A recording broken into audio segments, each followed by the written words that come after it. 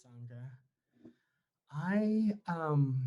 As Julio said, my name is Renato, and if folks have been to any of my teachings before, you know that I love to share that my full name is Dr. Renato Patrick Incio Ginamangan Almanzor Jr. And it is fine if you call me Renato. And I share that with you because I bring all of who I am with me, just as it's my assumption that you bring all of who you are with you. And tonight, I want to acknowledge that. I want to acknowledge that when we talk about responsibility and accountability, we're talking about seeing and being seen, knowing and being known, um, and holding up and being held. And before I go much further, I do want to take a moment to acknowledge our land, right? So every community we know owes its existence and vitality to generations from around the world who contributed their hopes, dreams, and energy to making this moment. Some were brought here against their will. Some were drawn to leave their homes in hope of a better life. My own parents immigrated here from the Philippines, my dad by joining the US Navy, and my mom accompanying an American family as their domestic help. And some have lived here on this land for more generations than can be counted. And in particular, I want to acknowledge them, those that we are on the traditional land that we now call Oakland, the Ohlone, Chochenyo, Karkin people. I am grateful for their stewardship of this land throughout the generations. I would like to pay my respect to elders both past and present. And in our gathering this evening, we have a purpose born out of the legacies before us. As we consider the relationship and achievements upon which we wish to build, may we also consider our inheriting the many legacies of violence and displacement that's being held accountable, including the Spanish colonization here in the 1770s that introduced a new disease and the establishment of mission communities intended to supplant the existing tribal communities, and later the US acquisition of territory through broken treaties. And although acknowledging our painful past reveals more truth of our history, we do not have to keep the pain alive to keep the truth alive. And may what we do this evening bring us together today to strengthen our relationships, honor those before us, and benefit our work and the people for whom we do our work. And may it be so. So tonight, I'm honored to be invited to provide the talk tonight. And what was, when I was invited and assigned this date, the POC Sangha committee is just so incredible. I think they assigned me this date back in October or November of 2020. And they let me know then that this would be coming, preceding the acknowledgement of Cesar Chavez Day, celebrated in many spots of the world. And that if I wanted to tie my Dharma talk into that, I may, especially given that Filipino Americans were integral to the emergence, right, of the United Farm Workers. But as we know, we've been struck yet with ongoing tragedies. In our communities in particular, the femicide and anti-Asian violence that occurred in Georgia, and even more mass murders that happened in Colorado. And even while we continue the ongoing uncertainties, economic, the pandemic, the environmental, how is it that we can truly consider taking responsibility and then subsequently being held accountable for those things as they are? So tonight, after we take a break and after I lead us through a little bit of a meditation, I am inviting you to stay with me so that I may share some thoughts and ideas that I have about responsibility and accountability, what I characterize as spiritual practices in our activism. And another way that I think about responsibility and accountability, it's really an act of appreciative joy. how is it that we can draw from the Brahma Viharas, right? Metta, Karuna, Mudita, and Upekkha, which I'll talk about tonight as well, to be able to hold ourselves accountable. So hope that you all will stay. At the same time, I've been around enough of the POC Sanghas that there are those of us who come here and we'll do the sit and split. And I hope you don't, that I hope you do continue to stay with me after the meditation and after the break. And so for me, meditation can be thought of as both the art of awakening, and I'll be doing a webinar series in April called Everyday Equity, Awakening Love, Power, and Justice. And so you can learn more about it at the EBMC website, and we'll share a little information about it a little later this evening. But when I think about mindfulness, in particular, it's not a mechanical process. For me, it's a developing a very gentle, kind, and creative awareness to the present moment. Amit Ray said that. And so what I'm going to do is just turn this over to able to take a moment. It looks like about 20, 25 minutes of meditation, but I wanted to just say that for us, for me, meditation is truly about accepting myself as I am right now, on purpose, and non-judgmentally. And so I'm going to ring my Tibetan bowl, strike it 3 times. And when I strike it 3 times, for me, it acknowledges that I seek refuge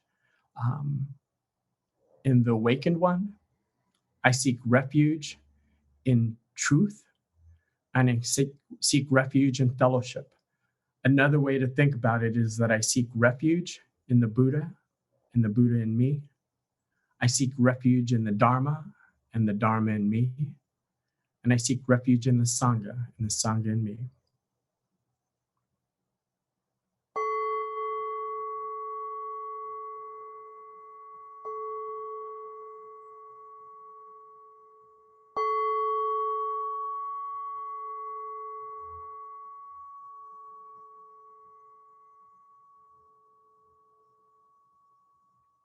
Allow your body to be comfortable.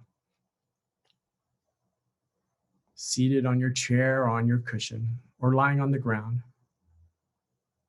Whatever you choose for the next, again, 20 minutes or so. Take a posture that is stable, erect, and connected with your capacity to face anything that arises. If you're comfortable, let your eyes close and let your attention turn to your breathing. Allow your breathing to move freely throughout your body. And let each breath bring a calmness and an ease. As you breathe, sense your capacity to open in body, heart, and mind. Open your senses, your feelings, your thoughts. Become aware of what feels closed in your body, closed in your heart, closed in your mind. And I invite you to breathe and make space. Allow that space to open so that anything may arise. Let the windows of your sense open. Be aware of whatever feelings, images, sounds, and stories show themselves. Notice with interest and ease all that present itself to you.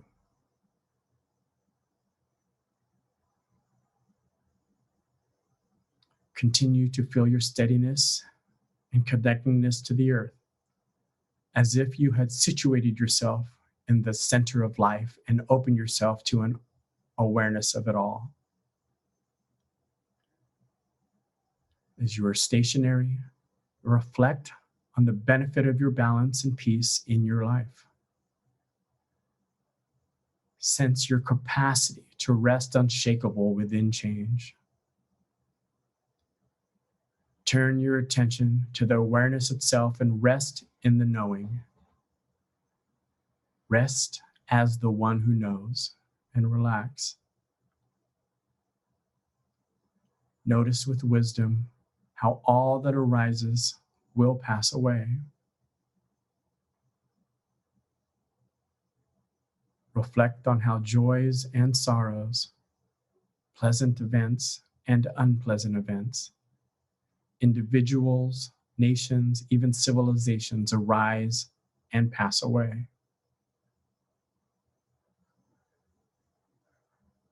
Take your spot as one who has awakened and rest with a heart of equanimity and compassion in the center of it all. I invite you now to be stationary, dignified, and present for the next few minutes in silence.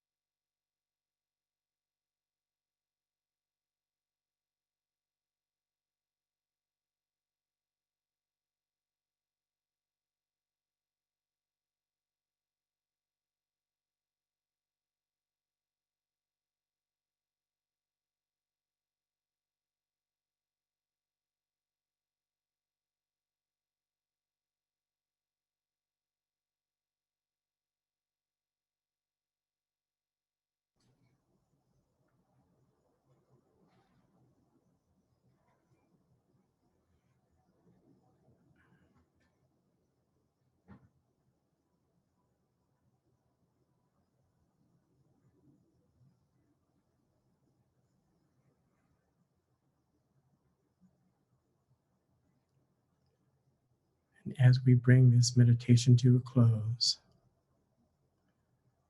may all sentient beings be happy and peaceful, safe and protected, healthy and strong. May all sentient beings live with ease, joy, and well-being. May we be free from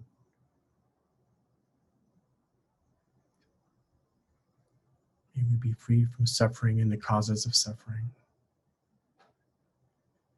May we rejoice in the happiness of others. And may we be calm in the midst of all this without attachment, aversion, or indifference. May we be open to the blessings and gifts around us, and may we be a blessing and gift unto others. And may what's divine in us acknowledge the divine in another.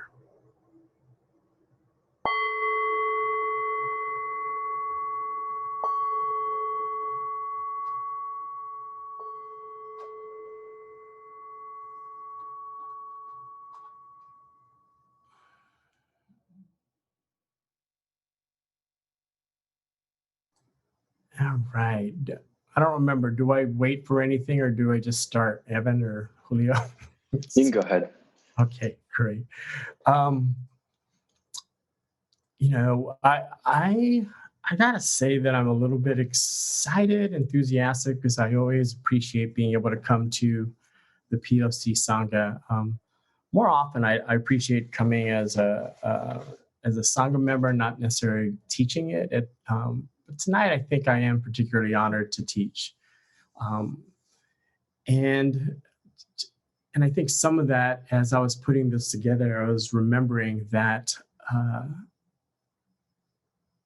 That I raised my son in East Oakland. And I share that in a lot of ways because there really is quite a bit of responsibility and accountability when you're a single father of a young boy of color in East Oakland. And as much as I would like to look back and say that it was a spiritual practice for me as an activist, I can't say it always was. And tonight, I want to offer some thoughts that draw from a lot of different traditions, if you will. So I do have on this slide, and I'll make these slides available. I'm sorry I didn't already post them. I just finished them a minute ago during the break. So anyway, all that to say that my website's on there, my phone number, and you can even set up a conversation with me if you want to chat. If there's anything that emerges out of this conversation that you'd like some further exploration, I'm more than happy to have that chat with you. So just to kind of say a little bit more how I got onto this, I characterize myself as a spiritual activist in recovery.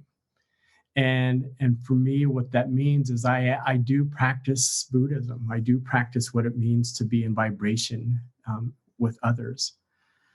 I do consider myself an activist. I do see the world as needing to change. And for the longest time, I believed that was my thing. I needed to change the world. And so I got a degree in psychology and a master's in counseling and to think I can change the world 1% at a time. And then for a while, I felt like I was, but it was just taking me way too long. So I got a doctorate in organizational psychology, thinking I could change organizations at a time. And then it got to the point where, as successful as I may have been in my practice as a professor and a consultant and administrator, I got engaged with East Bay Meditation Center in 2013 through the PiTA program, the first PiTA program, Practices in Transformative Action. And then in the second year, I asked Mushim if I could be her apprentice. And so sort of forced my way in so I can go through a second year of the program. What's beautiful is that since then, she's had apprentices each year. So I felt like I started that apprentice program. Anyway, all that to say that I realized as much as I thought I wanted to change one person at a time, and then organizations at a time, I've come to understand that I only can change one person at a time, and it begins and ends with me. And I can work with others to change the conditions in which we live and work and play. But the other thing that I've kind of come to is in my own recovery of the many addictions. and compulsions that not just all of us have, but I have in particular. So I've been in 12-step programs. And so a lot of what I do is not only draw from the Noble Eightfold Path, I do draw from the 12 steps. Not only do I draw from the Four Noble Truths, I draw from the 12 traditions in the 12 concepts. And I also draw from what it means then to be able to understand how to become aware of what is going on, to accept it fully. And sometimes it means accepting the world as glorious and wretched. And at the same time, knowing that I can choose to act as lovingly and powerfully as possible from there. So tonight, I want to explore and examine what responsibility and accountability might look like and feel like. And in some ways, it's really exploring irresponsibility and inaccountability to some extent as well. But to start, what I'd like you to think about for yourself is to consider for whom and what do you have love and gratitude.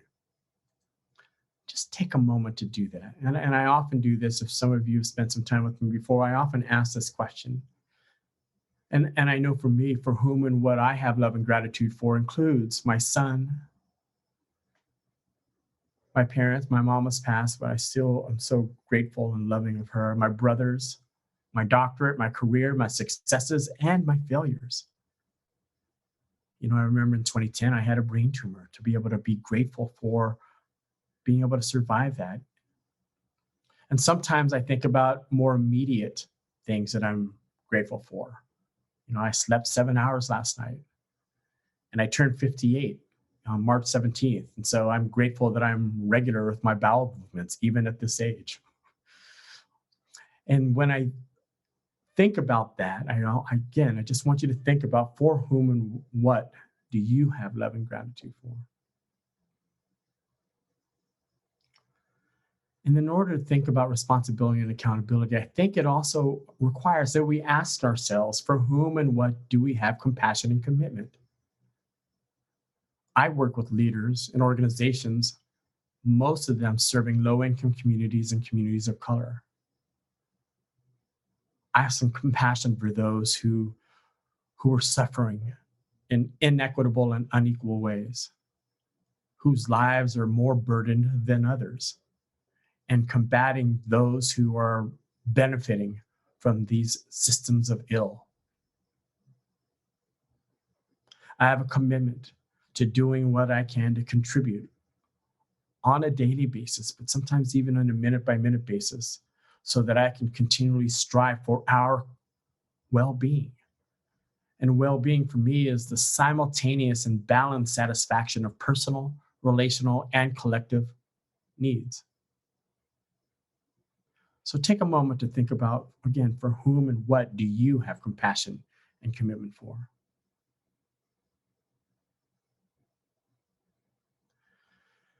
And as you think about that, I'd like you to think about this definition of responsibility. And some of it, I gotta admit, I took it off just looking on Google Images and saying, what are some quotes on responsibility? And then I also remembered this definition that came from a landmark workshop that I went to a few years ago actually, where responsibility is a willingness to be the cause and the solution. The willingness to be the cause and the solution. And oftentimes that means a willingness to be cause without attachment to praise and without aversion to blame, without attachment to pleasure and without aversion to pain. A willingness to be cause and be the solution without attachment to fame or aversion to disgrace, or without attachment to success or an aversion to loss or failure. So when you think about those things for whom and what you have love and gratitude, and for whom and what you have compassion and commitment, how are you willing to be the cause of nurturing that love and gratitude and cultivating that compassion and commitment with action? And then with that, consider this definition of accountability. For me, I think about accountability as the intention, and actually promise in some ways, to account for activities, take responsibility for activities, and then transparently disclose the results or impact of those activities or of those things that I didn't do that I said I would do. So even as I frame this, you'll notice that I'm framing this in some ways first by thinking about responsibility and accountability for ourselves. In these times that are so scary and harmful right now, I'm often wanting to ask other people to take responsibility and want to hold other people accountable. And we'll get into that in a moment. But first, I think it's important to think about and consider, how willing am I to be the cause of love and gratitude? How willing am I to be the cause and the solution for compassion and commitment? And how willing am I to be accountable to my intentions, as well as my actions and the impacts? So as I have you pause and think about that for a moment, what I want to also do is I'm going to try something. And that is share with you a link. And not everyone will necessarily be able to participate, but I'm just going to try this out quickly and we'll see how it goes. And to the extent that you're not able, that's okay. You can maybe put some comments in the chat. What are some unskillful practices of accountability? And the way you can add to this is right here, 1, 2, 3, 4. This fourth image is actually a Post-it sticky. And so I'd like you to add some Post-its on here, such as unskillful practice of accountability might be yelling, right? And then, or if you'd like, you can go ahead and just put them in the chat, and then Evan and Julio will help me add to some of the things that you put into the chat onto this Jamboard. I'm a researcher at heart, which means I'm very nosy. So I'm curious what people have experienced in terms of unskillful practices of accountability. Thank you.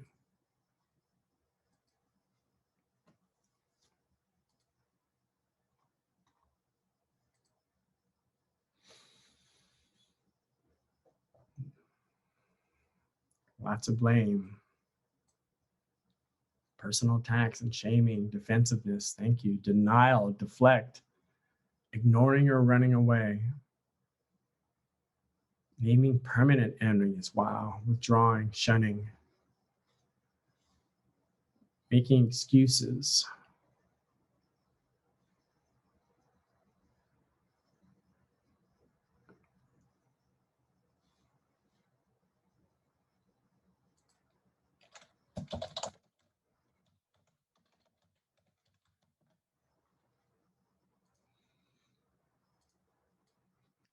Yeah, thank you. Oops, did we lose this question? That's all right. So as we look at some of these unskillful practices, gaslighting. I was going to say that's my favorite, but I mean, it's not like my favorite thing to do, but it's just like to be able to acknowledge and recognize gaslighting, right? The idea that someone else's reality, right, isn't, right? So again, some of the other ones I've seen is spiritual bypass, avoidance, over apologizing without change, over focusing on intent versus impact. Wow, character assassination, over accountability. So thank you so much for adding to this Jamboard. And so even as you think about these, what I'd like you to do for a moment is pause and take a look at these. And notice how that feels. Notice what thoughts come up for you.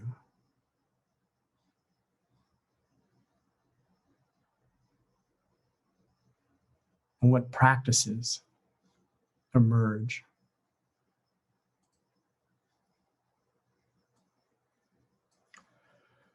So I'm going to, and you all can keep this. What I want to do now is actually, I want to have us think about even more fully, if I can get back to this. There it is. I want to talk a little bit more about this idea of responsibility and accountability, right? Because we know what unaccountability or unskillful practices, I think, are about accountability. But when we think about responsibility and accountability, sometimes I wonder, what are we actually being held responsible and accountable for? Actually, one of the things I want to kind of acknowledge about responsibility and accountability is, for me, when I think about these things, I do think about karma. And one of the ways I've come to understand and learn karma isn't so much about what is it that we've inherited, but really it's a continuation of action. And that's how Thich Nhat Hanh describes it, right? It's the idea of being able to say what's next, not just what's happened. And so when we think about what we're being responsible for and what are we being held accountable to, I think it's these things. I think it's being responsible for the way we've made meaning of the impact. One of the things you'll often hear me say is that hurt people hurt people. That doesn't excuse it. That might explain it. But again, it doesn't excuse it.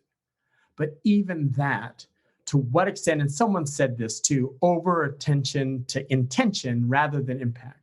But as the world as it is, how are we making meaning of that? Because there's many ways that we can choose to make meanings of things, right? We've heard, you may have heard the story about this indigenous grandmother telling her granddaughter, right, that there are two wolves at war inside of us. One is a loving wolf, a caring wolf, a responsible wolf. And this other wolf at war inside of us is evil, does harm, selfish. And the granddaughter said to her grandmother, after a while of contemplating that, which wolf wins? And the grandmother said, the one you feed. So while the world is glorious and the world is wretched, to what extent are our intentions feeding the wolves? And which wolves are we actually feeding? And so can we take responsibility for not just the way we've made meaning, to what extent are we willing to take responsibility for our intentions and our own thoughts? And then from there, it's not just about actions, it's also about our words. To what extent are we willing to take responsibility for what we say? And are we saying and speaking wisely? You know, I know one of the things that I've been trained to do with my mindfulness practice and from Musham, right, is the idea that, you know, oftentimes before I speak, I try to ask myself, if it's true, is it necessary? Is it appropriate? And is it of goodwill? Right? Being able to acknowledge those things. Because I may know something true, but if it's going to do more harm or be inappropriate or someone can't handle or is capable of really making sense of all that truth, is it wise speech? And then even from that, being able to choose the most loving and powerful ways to act. And then what we're also responsible for, again, is we're often pointing to the results and the impact. And what I'm suggesting is it's not only the results and impact. It includes our words and actions. It includes our intentions and thoughts, and includes the impact that we've inherited and the meaning we make of the world that we've inherited. So if I understand that hurt people, then I can also understand that people healing heal people. And given that our world is constantly harming, what I understand is we need to heal at a faster rate than the harm that's being done. And how am I doing that? By the meaning that I'm making, from the impacts that have been had. And so we talked about this, or you showed it on the Jamboard. The many ways that I think accountability, we think of accountability. We say, not me, it's their fault. It's his fault. It's her fault. We start comparing each other. Who's better and who's less, or who's doing more or who's doing nothing, right? We also start shaming each other. That was said readily. We blame each other. We cancel each other out. And then we have this sense of busting people. We got you, as opposed to we got you. And what I want to lift up is that we also do this stuff to ourselves. We do this to ourselves. And what I want to lift up is that these are characteristics of dehumanization. The only way we can truly shame ourselves and each other, to blame each other and ourselves, to cancel each other out, is if we do not see each other as human beings.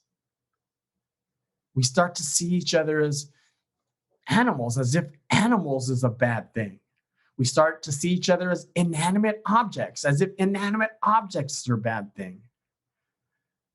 But at its core, what it says is that we aren't worthy. We aren't worthy to be seen or acknowledged. And so what I want to suggest or have us think about is that what does it really mean to hold ourselves accountable? I think in some ways, it truly begins with radical compassion. It means understanding that, again, hurt people, and that we are on a journey to heal. And again, hurting people doesn't mean that we accept whatever degrading things that those hurt people have done. It means accepting the fact of the situation. But it also means being able to say, hey, how am I engaged with you to say, what were you committed to? What are the expectations that we have of being fully human, whole, and divine? How is it that we can offer feedback to ourselves and each other, assuming the divinity that is within all of us, each of us? And how are we doing that in a relationship as an accountability partner? So many times we have these situations, and I do a lot of work with organizations and communities that are striving for shared leadership. And what I often offer is that what that means is we are creating an intimacy in relationships, an intimacy that acknowledges that we can cultivate and nurture belonging as opposed to othering. It means to structure belonging. It means inclusion without condition. And some of the path to that accountability is being able to acknowledge those things that people say that I think are examples of unaccountability. When people say things like, well, I don't know, I didn't know, being unaware. Or again, we've named it, they blame others, we come up with excuses. But the other way of being held unaccountable is that we wait and hope for things to change. We wait and hope for things to change. And this path of accountability is, again, back to acknowledging reality, that we are in this together. And not only do we need each other, if we're truly open, we have each other. And how is it, are we willing to be the cause, take responsibility and own our own action and our commitment? So it's less about saying, what am I committed to? It's more about saying, what will I be held accountable to? And what I'm often being held accountable to is finding solutions to the issues that we're facing, that I'm facing, being able to own that. And then to make it happen. To make it happen. Thank you, Evan. And so I get it, though. Like I mentioned before the meditation, I'm struggling with the ways that people are. I'm struggling with people not always being loving and loyal. Sometimes I catch myself thinking, damn, people suck. People just suck. People are mean. People are hateful. People are wicked. And what I need to come back to is understanding that people are not loving and loyal all the time. And that things don't always go according to plan, especially my plan. I need to recognize the first noble truth. Suffering exists. Life is not always fair. And that, because of that first noble truth, pain is a part of life. And while I understand that, though, everything changes and everything ends. So this is our task, or this is my task. When I think about striving for responsibility and accountability, it sometimes means leaning into cultivating acceptance of these conditions here. It means also learning to accept, even embrace predicaments without trying to control the outcomes. So I can't control praise or blame. I can't control fame or dishonor. I can't control success or failure. What I can focus on and accept are my choices. And to the extent that I'm in partnership with you, I can work on our choices. Our choices. Doing the most loving and powerful thing that's in front of us. Doing the good that's in front of us. And that all of these opportunities are opportunities for spiritual practice. Because really what I'm doing is developing and nurturing relationships that come from reality rather than expectations. If I keep expecting the world to be as I want it to be, then I'm in delusion. I'm in ignorance. And I'm not offering or coming from a place of reality.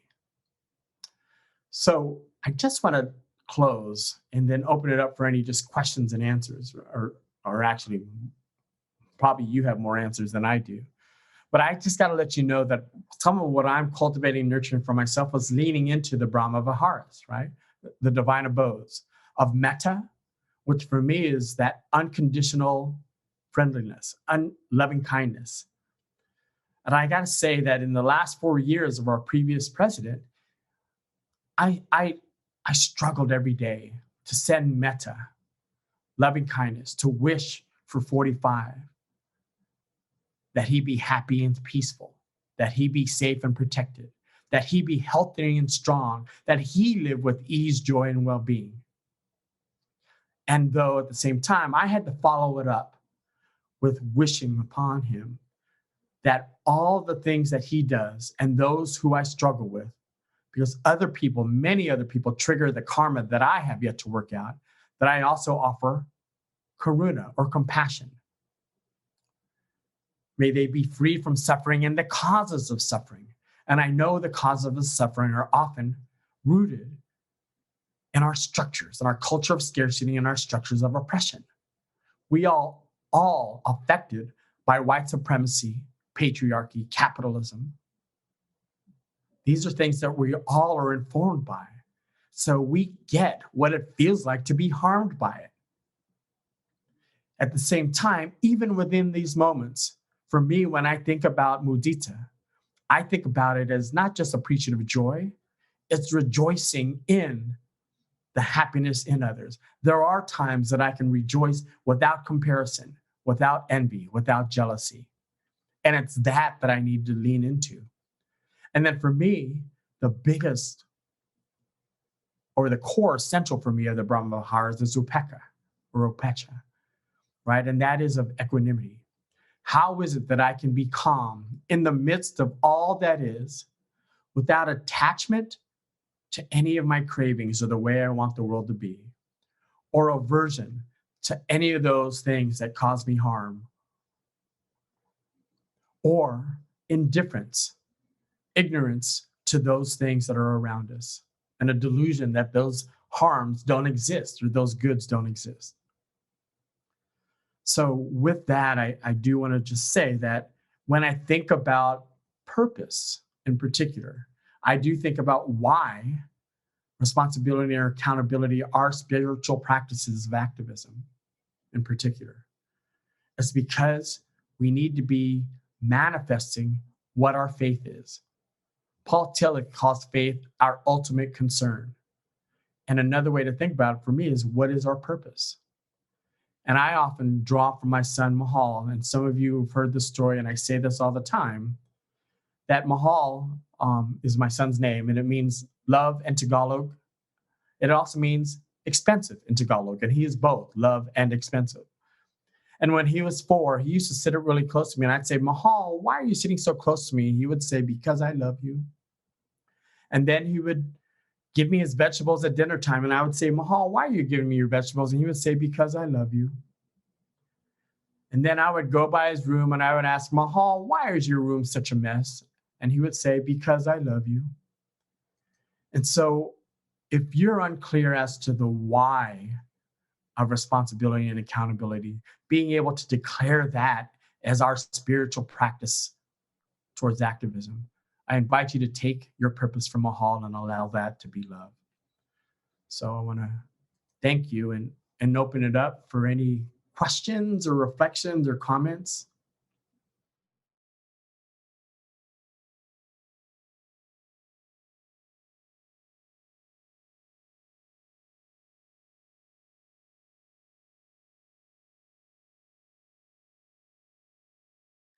Yeah, so thank you for that comment. And one of the things that's helped me struggle with that, um, and I say struggle as opposed to resolve that, is those in my life, or those who are in my life uh, who are no longer living.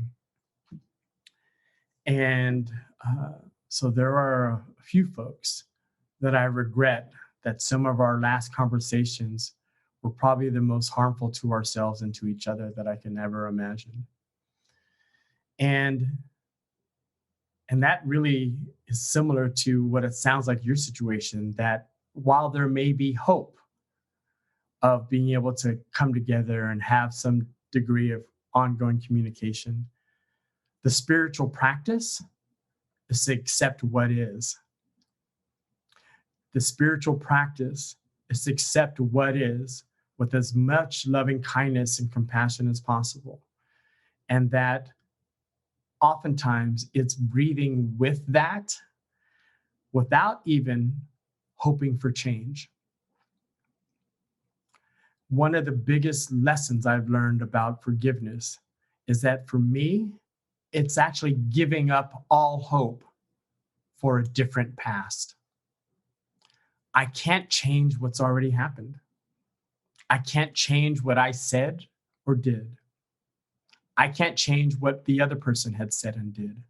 So to hope that those actions and words could be different is delusional. And so how is it that I can hold myself as something more than the worst thing that I've ever done? And how can I see another also as more than the worst thing that they've ever done? And Brian Stevenson talked quite a bit about that in Just Mercy, right? And when I think about that, I also need to acknowledge that I am more than the worst thing that's ever been done to me. Just as if I acknowledge that hurt people, to what extent am I willing to seek the divine in another, even though what they primarily manifest is their hurt? And I'm horrible at it. So I just got to tell you, I'm not good at that. I have to breathe through it. I surround myself with folks who love me so deeply and powerfully that they're willing to identify when I'm not acting in my most divine self. And that's all I can do.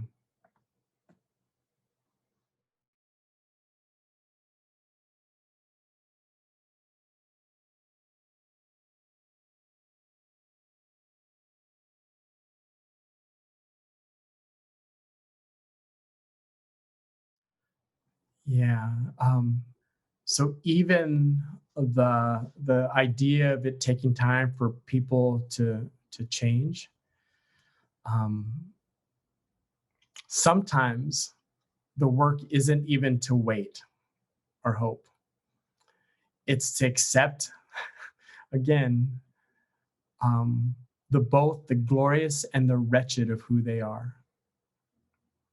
And for me, it becomes a practice even for myself that sometimes I need to accept the glorious and the wretched of who I am.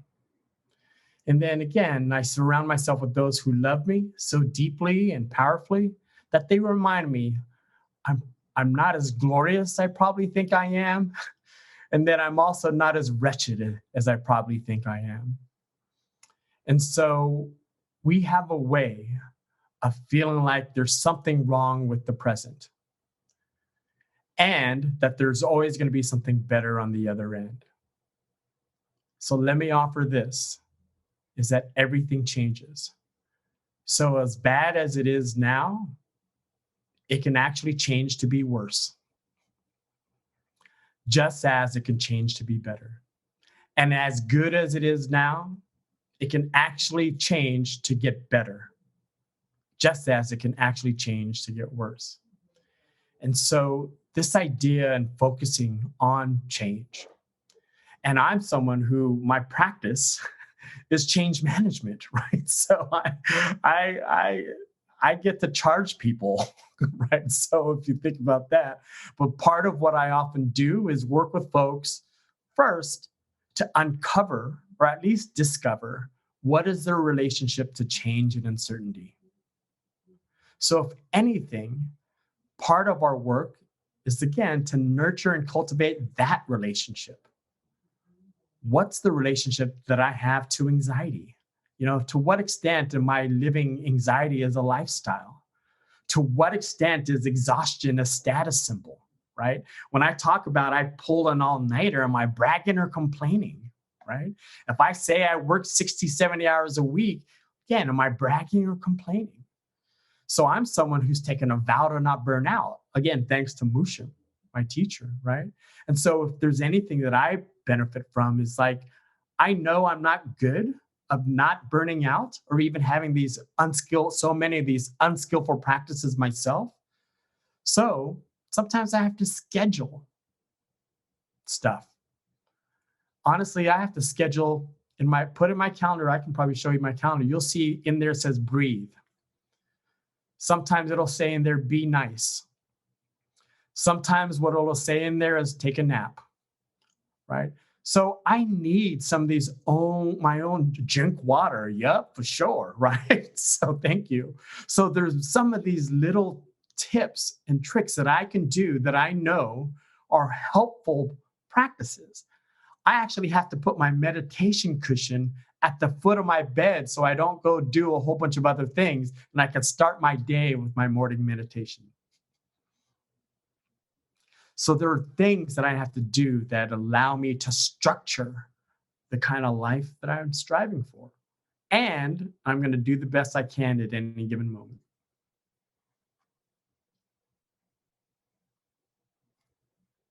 Is there another comment or?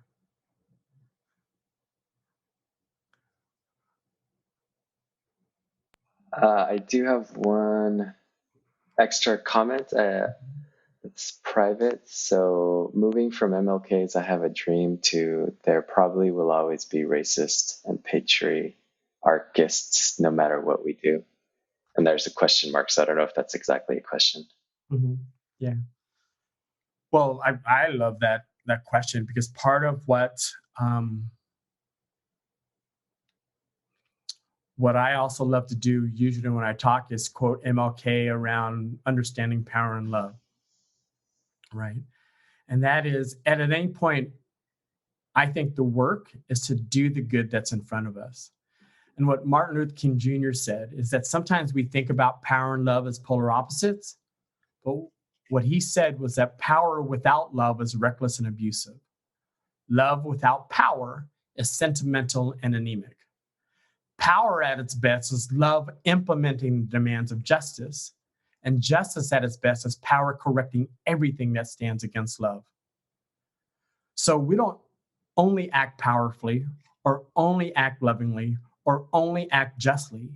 We need to act simultaneously from love, from power, from justice. Because one without the others becomes, again, sentimental or anemic, or reckless and abusive.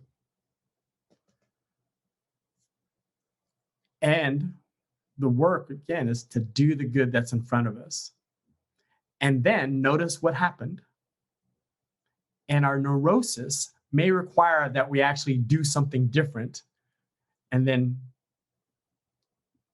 go again, do the good that's in front of us. And so with that, I want to close with the dedication of merit, and then I'll invite my colleagues to make some announcements. So may you and your work benefit from the time that we spent together. And if I may have caused you harm, I ask for your forgiveness. May we rejoice in the happiness of others. May we be calm in the midst of all that is, without attachment, aversion, or indifference. May all share in the blessings springing from the good that we have done. May we be willing to extend ourselves for the purposes of nurturing our own and another's spiritual growth. May we hold life as an exquisite masterpiece, each moment blessed with the capabilities of bringing our daily doings into the divine space and place to make it sacred. But may whatever we do, say, or think benefit all sentient beings and help us to attain full awakening. May it be so.